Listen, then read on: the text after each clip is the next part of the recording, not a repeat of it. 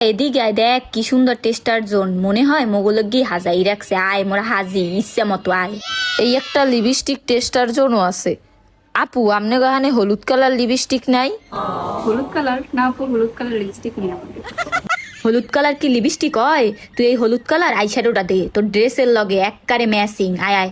আসলেই তো ল মাহি।